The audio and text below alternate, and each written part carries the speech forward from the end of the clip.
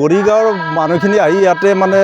উঠি আহিছিল নদী গৰা খন্দিয়াৰ পৰা ইয়াত আহি মানে বসবাস কৰিলে তেতিয়াৰ পৰা এই মন্দিৰটো আছে কিন্তু শ্ৰী শ্ৰী শ্যামৰাই নামঘৰ নামেৰে এইটো মানে আমাৰ পৰিচিত কিন্তু খুবেই জৰাজীৰ্ণ অৱস্থা আছিলে তাৰপিছত আমাৰ অসম দৰ্শনৰ ফালৰ পৰা আমাৰ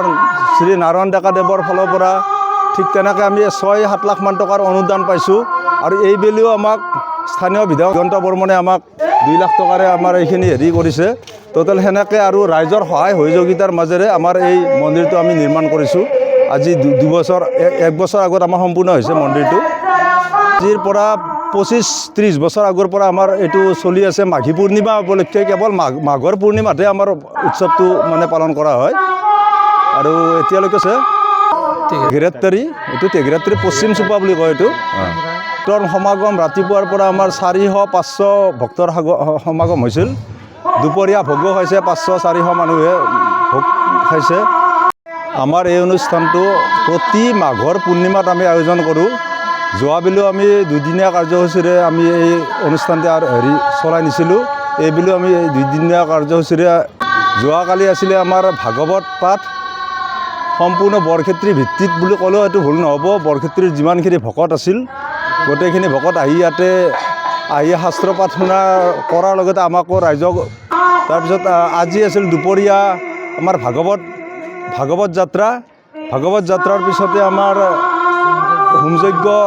হোমযজ্ঞৰ কাম শেষ হৈ যোৱাৰ পিছতে এতিয়া বৰ্তমান দুথৰা নামপাৰ্টি আমাৰ চলি আছে কনকলতা মেধি আৰু চন্দনা দাস এইটো আমাৰ মন্দিৰ 1962 চনতে আমাৰ এইটো মানে স্থাপিত হৈছে 1962 আমাৰ তেঘিৰাত্তাৰী শ্ৰী শ্ৰী শ্যামৰাই নামঘৰৰ তৰফৰ পৰা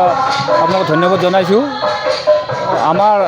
যোৱাকালিৰ পৰা 2দিনীয়া কাৰ্যসূচীৰে আমাৰ এই অনুষ্ঠানটি আৰম্ভ কৰা হৈছে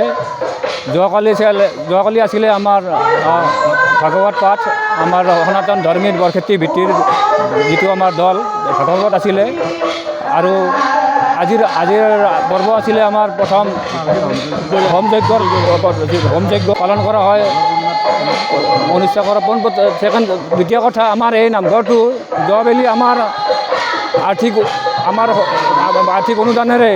বহুতো যুৱক যুৱতীৰ আৰ্থিক অনুদান আৰু চৰকাৰৰ পৰা সুবিধা পাই আমি বহুত অনুদান পাই আমি এই নামঘৰটো প্ৰতিষ্ঠা কৰিবলৈ আমি সুযোগ পাইছোঁ সেই অসম চৰকাৰক ধন্যবাদ দ্বিতীয়তে আজিৰ আমাৰ আছিলে আমাৰ চাফাই অভিযান দ্বিতীয় আছিলে ভাগৱত শোভাযাত্ৰা আৰু হোমযজ্ঞ ভোগ বিতৰণ মহিলাৰ নামপাতি আমাৰ চলি আছে কনকলতা মেধি ডাঙৰ হেৰি তামোলপুৰ আৰু চন্দনা দাস যিকোনো খবৰৰ বাবে যোগাযোগ কৰক আমাৰ এই নম্বৰত 9181 307 2221